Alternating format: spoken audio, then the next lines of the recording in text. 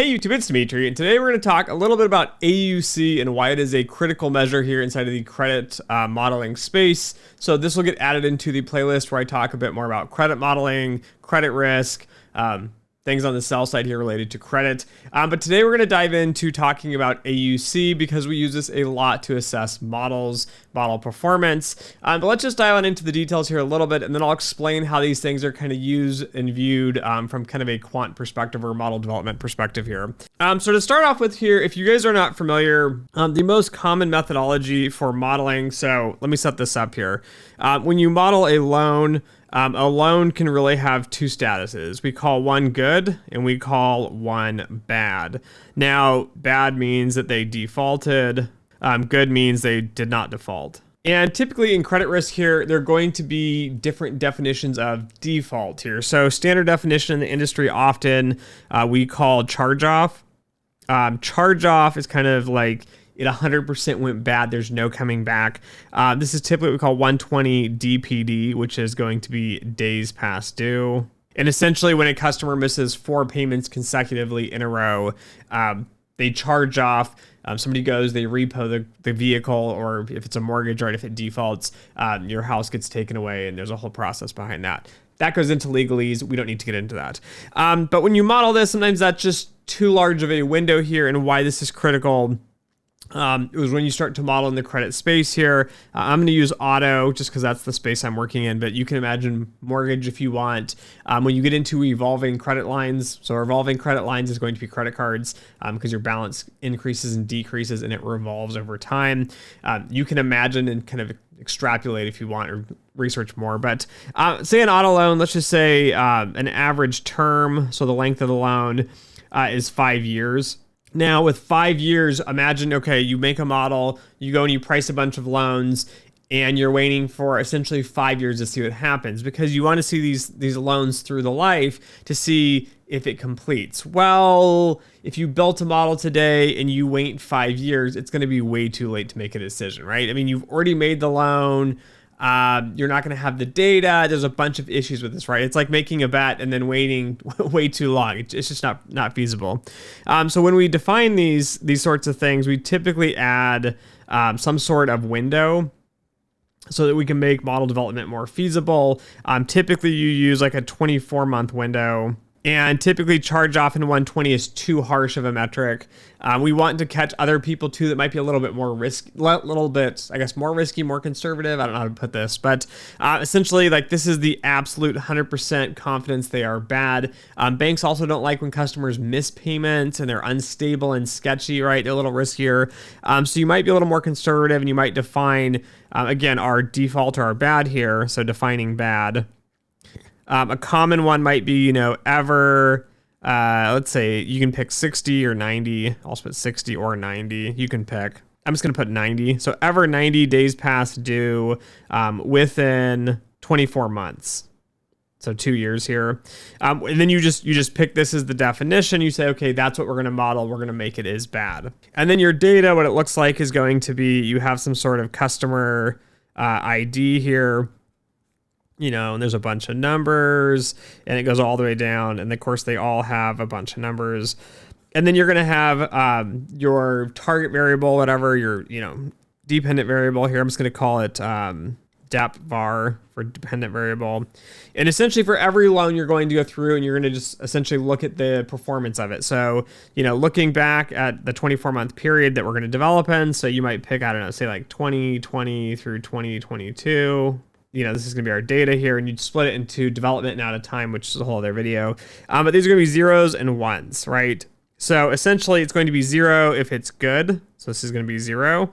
And then if it met the definition of default or bad here, we're going to say that it is going to be 1. And typically to do this, you can use a variety of methods. I'm not going to get too much into this, but when you need to model something that ranges between 0 and 1, logistic regression is the most common. It has a bunch of amazing characteristics, interpretability. You can use levers so the business can say, hey, if we adjust this by this much, or, if I can change these characteristics, like, say you have a loan, you want to adjust the term, you want to adjust the interest rates, which interest rates should be based off of risk. whole other thing. But if you want to adjust essentially the loan a bit to make it a better loan and get someone into a deal or, make it safer, whatever, logistic regression is great for this. If you're not familiar with logistic regression, we'll just say X is equal to linear regression. So alpha, which is your intercept, plus beta 1, X1 plus ... beta n X of n. And all this simply means is going to be, and of course you have an epsilon error term, you're going to have some sort of model. So let's do an example here. So let's say X is equal to, some sort of intercept. Let's say it's like 1.352. I don't know, I'm just making stuff up. And then you'd have your betas that you would estimate. So maybe this beta is like negative 3.75. And then you'd have some sort of variable, which would be your X1 here. Let's say we just put income in here for simplicity. Let's say you have the customer's income. Let's say you have, we'll estimate some sort of other beta. We'll say past defaults of all loans in past 12 months. And these are essentially going to be your variables, and they're going to get plugged into this regression. And of course, using logistic regression, which is going to be 1 over 1 plus e to the negative x. This is going to be your x. It gets plugged into here. And essentially what we're going to have is we're going to have 0, we're going to have 1, and you're going to have customers essentially that have kind of like these values. And so logistic regression is going to try to fit a curve here to predict either bad, which we defined as 1, or good, which we defined as 0 here. So again, you're building a model, you're trying to separate them out. This is kind of the general gist of this. And you're going to want to look at how good the model is, right? This is where we're heading here. Now, a lot of people are going to talk about confusion matrix. And what a confusion matrix is going to be is you're going to say, okay, we have our actual data. So if you go back to this, you're going to have your prediction here. And of course, you'd have all your other variables, variable 1, ... like all these income and all the other variables using would be in these columns. But then you're going to run the model, you're going to predict what it's going to be, and it might be like 0, 0.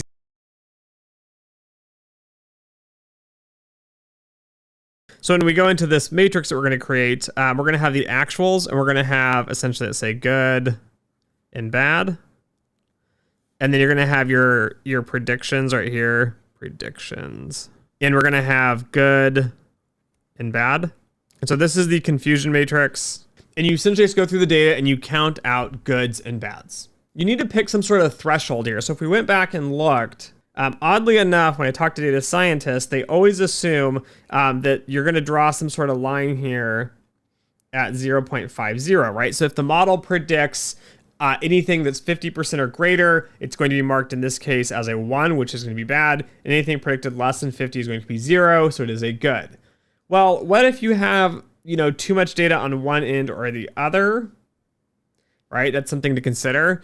And what we're trying to figure out is the model we built, this logistic regression, good at separating the goods from the bads? We're trying to see how good a separation the model is going to give us. So let's just assume we're going to say that we have a threshold of 0.50.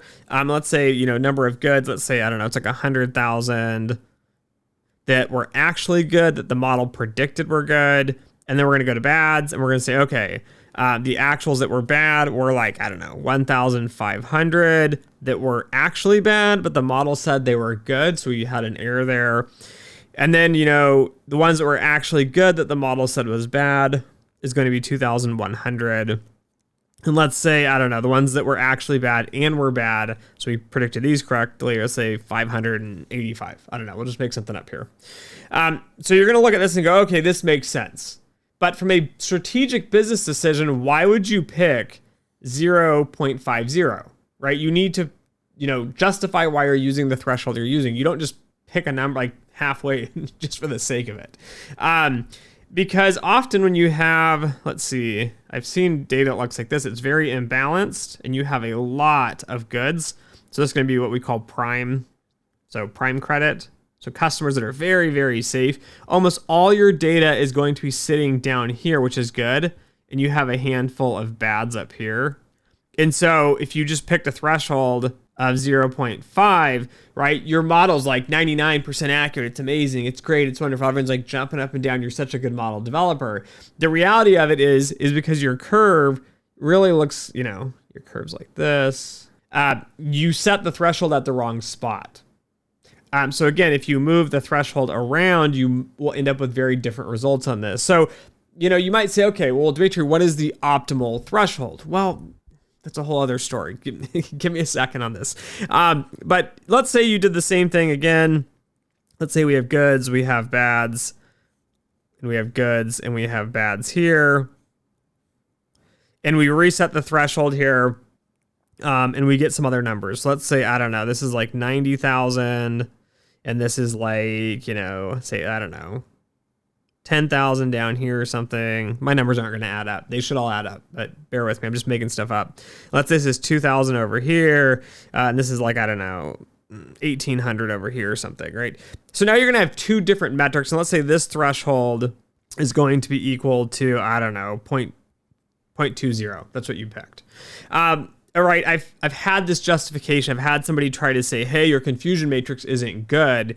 And they're trying to poke fun and say, hey, I used 0.5 and your model doesn't work great. But if you use, a different metric here, it's going to look great.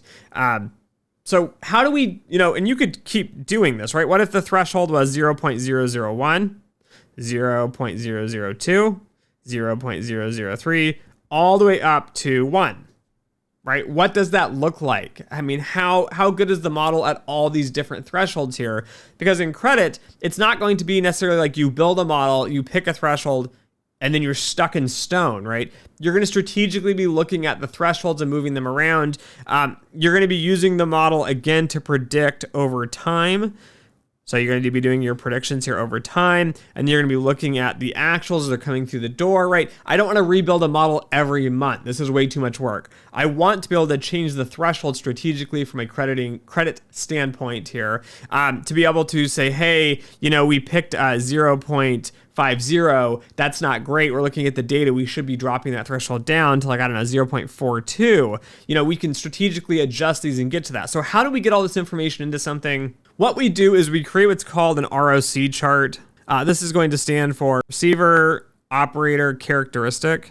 And essentially what we're going to do is we're going to create some sort of plot here, and it's going to have true positives on the y-axis, and it's going to have false positives on the x-axis. Now, again, if you want to get into details, this is called sensitivity. You probably will never see this, though, in the credit space, but if you want to get into the technicals, and then this false positive is technically 1 minus this specificity. And the chart's going to look like this, and then it's going to have some sort of curve here, okay? This is going to be, as I said, this is the ROC chart. So what does this really mean here? Well, when we had the confusion matrix, okay, so just a note here for clarity here. 1 is what we're predicting. This is what we're predicting. This is going to be the bads. I've had this flopped. Apologies. It doesn't really make a huge difference, but bear with me. We want to get the terminology here correct. So this is going to be the trues. This is what we're predicting here. So in our other tables that we had actuals. This can be predictions, and we're going to have goods and bads. It should be bads and then goods instead of goods and bads. You'll see here in a second why. And we're going to call this in the confusion matrix true positives. So we're predicting, a hit, positive hit is going to be bad here. That's what we're trying to predict here. True positive means that it is true, and positive as the fact that it is true, that was the actual, and we are positive that it is correct here. So that's the true positive. Then you're going to have down here a false negative. So essentially, you're saying that it was going to be bad, and it's actually going to be good. So again, this prediction is going to be the true part, because this is predicting the positive outcome. We predicted 0. We're going to call this goods. We'll say this is the negative outcome. Right, this could also be called positive. And then we're going to have the false positives. So this is going to be, it was actually good, but we predicted it was bad. And then finally, you're going to have the true negatives. And the true negatives are going to be that it was actually good and that you also predicted that it was good. So this is the confusion matrix. And for the true positive rate, which I believe this is the rate, on the y-axis here. All right, so the true positive rate here is going to be the true positives over the true positives plus the false negatives. So essentially, we're going to be summing up this column here to get to the true positive rate. So again, this goes over here. And then the false positive is going to be this one, the false positive rate. And then we're going to have the false positive rate. And this is going to be equal to the false positive divided by the false positive plus the true negatives. This is going to go on this axis here. So essentially what this is showing us here is as we essentially move the threshold, so we start the threshold at 0, and as we move that up, right, across, so if you had, you know, our logistic regression here, and you had some sort of threshold, and you had your curve, as you move the threshold up, so we keep moving it up and up and up, we plot out again from 0, which is going to be here, and then we work our way back and we plot this, essentially this green curve here, and then that is going to give us our ROC. Now, when you do multiple models here, right, you're going to have different shapes of curves. You're also going to have different curves for development and out of time. So let's say this is out of time, and let's say this curve is going to be our development curve. This is how we can compare and see how the model's performing on the development set or the training set, and the out of time, which the data science community calls the testing set here. But now the problem is you're looking at this chart and I'm saying which curve is better, right? Let's say it's two different models. Which model is better? If you're looking at development out of time, which one is going to be better? And this is where AUC, which is going to stand for area under the curve, and specifically it's going to be the ROC curve. But the 45-degree line here, this represents essentially an average or a random guess here. So we'll call this random guess. So I've been drawing this line on the charts. If you have a line that looks like this, you can think about this like the area. And since this goes from 0 to 1 and 0 to 1, this area is going to be equal to 1. Now the AUC is going to be the area under the ROC curve. So what we're measuring now is we're trying to say how much area is under this curve. And it will range again from 0.50, because if it's at the 45 line, that is a random guess. You're better off just randomly guessing than using the model. And then it will range up to 1, which is a perfect model, which means you're probably going to be overfit here. In credit modeling, anything between 0.7 and 0.8 is considered good. So again, this is for credit modeling. There are exceptions and changes to this. Depending if you go into prime or you go into deep subprime, your ranges can change and vary, but typically if it's above 0.8, it's typically overfit. If it's less than 0.7, it's gonna be underfit. This is very specific to the loan modeling space, especially in like the auto space here. It could vary for mortgages or other sorts of problems. But anyways, the AUC though is gonna be used for a comparison metric here. So as we saw, you had this 45-degree line. We had some sort of curve here. And then in practice, where you're going to see how these perform for a credit risk perspective here. So AUC is a great metric because you can use it to compare how the model separates across all the thresholds, right? As a model developer, I do not know how you're going to use the model necessarily. Like, you're going to give me a specific use case, but as the market changes and moves and fluctuates, I don't know where you're going to be using that sort of, metric here, right? If you pick the area that's the furthest away, you will get the maximum separation here, separation of goods and bads. That's where the model is performing at its peak. But depending on these curves and the shape of the curve, it will impact the strategy behind it. So we will use AUC for a few things, as I mentioned. One is going to be comparing models. You can have different metrics. We will always have a dev and an out of time split. We will look at a bunch of different models with different variables in them. It could be different methodologies, could be decision trees, it could be, logistic regression, some sort of new metric. AUC is a great way to compare these on how good they are at separating those goods and bads here. That is one way. A second way is using industry standards to vet a vendor model. If a vendor model is not in this range, I got a problem here, right? If it's going to be greater than 0.8, I'm starting to think it's probably overfit. I don't know, maybe it's a really good model, but I need to see, again, their dev, they're out of time. They have to split an out of time. And then if it's less than 0.7, it's starting to tell me the model sucks. So if you have a 0.7 as your dev and your out of time is 0.6, the model's deteriorating pretty quick. And that's going to be this third point here. So, thinking about the dev and out of time, right? If your AUC is dropping a lot, it's probably deteriorating too quickly. The model's not working across time. It's not going to work in practice. The last point here is going to be, I guess that what I was going to say. So if you have dev and you have out of time, you're looking for essentially, model robustness, or more specifically, time stability.